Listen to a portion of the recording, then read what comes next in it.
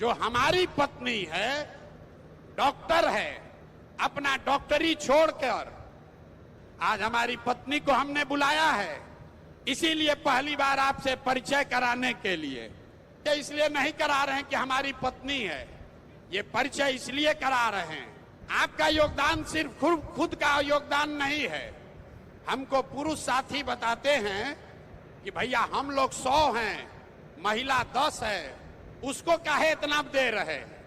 हम आपको बता रहे हैं कि आपको इतना क्यों दे रहे हैं, क्योंकि आप खुद से जो योगदान कर रहे हैं वो तो है ही, लेकिन जितने पुरुष योगदान कर रहे हैं वो भी योगदान तभी कर पाएंगे जब आप जैसी महिला कोई उसकी मदद कीजिएगा।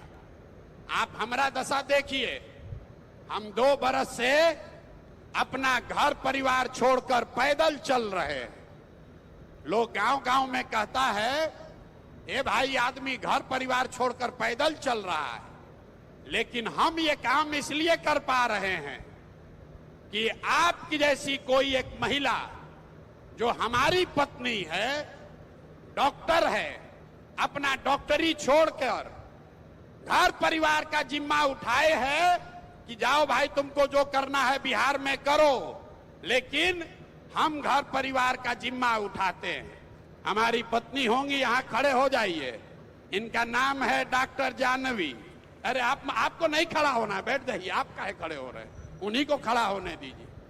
हम आप इनका परिचय इसलिए नहीं करा रहे हैं कि हमारी पत्नी है, ये परिचय इसलिए करा रहे हैं कि आपका भाई काम इसलिए कर पा रहा है कि कोई महिला पीछे घर परिवार का जिम्मेवारी उठाई है। इसीलिए घर में जितने भी पुरुष आकर यहाँ काम कर रहे हैं जन सुराज में, वो इसलिए कर पा रहे हैं कि आप जैसी कोई महिला उसके पीछे खड़ी हैं कि जाओ राजनीति करो, खाना हम बनाएंगे, बच्चों की चिंता हम करेंगे। तो जब आप हमारा बोझा उठा रही हैं तो हम लोग का ये हक फर्ज है कि आपको हक से ज्यादा मिले। मिलना चाहिए कि नहीं मिलना चाहिए? संख्या के हिसाब से मिलना चाहिए कि योगदान के हिसाब से मिलना चाहिए? योगदान के हिसाब से मिलना चाहिए। संख्या तो आपकी है ही, आपका योगदान बहुत बड़ा है, आपका आशीर्वाद है, आपका ये सहयोग है, जिसके वजह से पुरुष समाज के लोग कुछ न कुछ अच्छा कर पा रहे हैं। इसलिए आज आपको बुलाकर ये कह रहे हैं। अब आप बताइए, अगले विधानसभा चुनाव में आपके राखी के बदले आपकी हिस्सेदारी कितनी होनी चाहिए? हमने 40 तय किया है, शायद कम है, लेकिन आप सब लोग खाना बनाते हैं, आपको मालूम है कि बढ़िया खाना, उनको बैठने दीजिए, उनको बैठने दीजिए, उनका परिचय का कोई महत्व तो नहीं है। बैठिए बैठिए बैठिए। यहाँ की नहीं है, बिहार की, हिंदी में ना बोल पाएंगी। ये असम की हैं, हिंदी में नहीं बोल पाएंगी, इनको बैठने दीजिए। हम खाली आपको इतना दिखा रहे हैं कि हम काम इसलिए कर पा रहे हैं कि कोई महिला हमारे पीछे खड़ी है। तो जो भी पुरुष जन सुराज में जुड़कर काम कर रहा है वो इसलिए कर पा रहा है क्योंकि कोई ना कोई आप जैसी महिला उसके पीछे खड़ी है। खाली इतना समझाने के लिए आपको बोल रहे हैं। तो आपकी भागीदारी कितनी होनी चाहिए?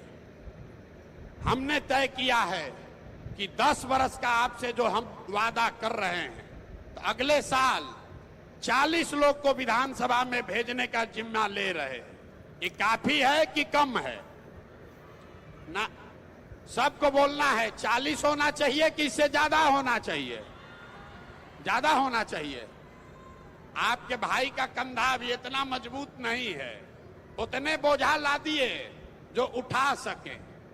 तो अगले साल 40 लोगों का बोझा अपने कंधे पर उठा सकते हैं। एक बार अगर आप इससे सहमत हैं तो हाथ उठाकर आशीर्वाद दीजिए। 40 लोग ठीक है?